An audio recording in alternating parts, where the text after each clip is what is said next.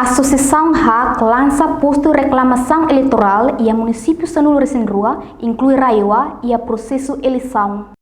Lançamento com a posto reclamação eleitoral e tempo campanha eleição presidencial Husi Associação HACNE realiza sexta-feira logo Sanulu Recém-Walu fulan fevereiro tinangne e a Associação HAC farol dele. Objetivo principal ba lançamento ne nuda espaço ida aberta popular hodicimo declaração cidadão sira Husi município grupo alvo estratégico hodi hatutan cedo ba órgão eleitoral atuhetan intervenção e medista nebe efetivo. Diretor executivo Associação HAC Sisto dos Santos e em entrevista HTT, HAC fiar não foi confiança ona ba HAC ni membro grupo alvo estratégico e a município hoto onde hen ação cidadania sira o processo nebe magdadang ne ita hoto enfrenta. Tina Ruanulu Racing 5 ba HAC hare neto ona.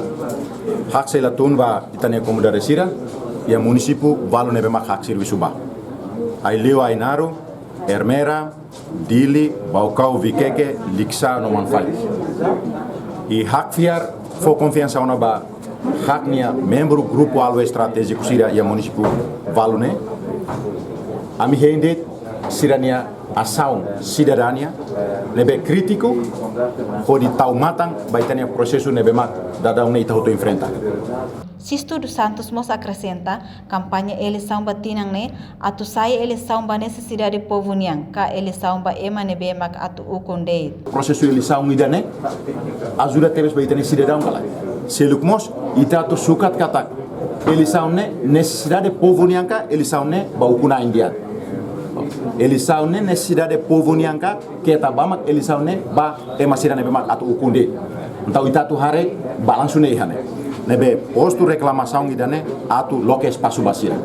Nia explica posto nebe estabelece ia hakne la osde atu sai posto temporário, mas bese sai posto popular ida hodi bele taumata ba instituição no órgão soberano sira ia serviço.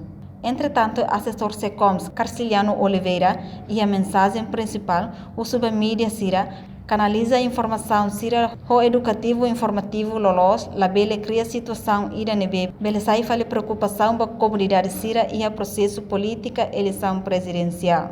Mensagem principal ba malu media sira colega sira jornalista sira bele hato analisa divulga informação sira nebe o caráter educativo informativo lolos la bele cria situação ida que bele sai fale preocupação vai ter na comunidade, também processo de política eleição presidencial, né? Processo de que mostra fator importante determina vai ter a política, ter a estabilidade, ter a